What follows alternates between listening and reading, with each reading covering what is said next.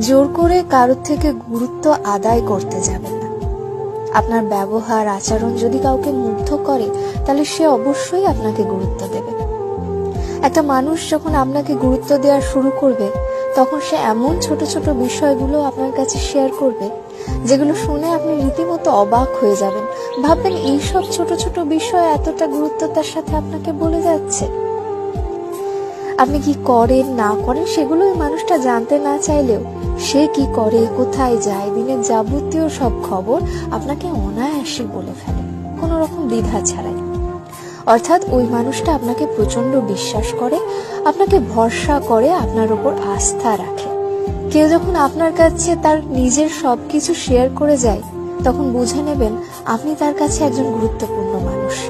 তার যাবতীয় খবর আপনাকে না বলা পর্যন্ত তার ভালো লাগে না। সে চায় আপনি সবকিছু যেন জানেন। আপনার কাছে সে নিজেকে তুলে ধরতে চায়। জীবনে এমন কেউ যদি আপনারও থেকে থাকে, তাহলে তাকে হারাবেন না প্লিজ। বিশ্বাস করেন, অমন মানুষ লাখে একজনও খুঁজে পাওয়া যায়। এই যুগে কারো মনে জায়গা নিতে পারা আজকাল খুব সহজ নয়। এটা বড় ভাগ্যের ব্যাপার। মানুষটার বিশ্বাস রক্ষা করে চলবেন, দেখবেন আপনার কোনো বিপদে আর কাউকে পাশে না পেলেও ওই মানুষটাকে ঠিকই পাশে পাবেন।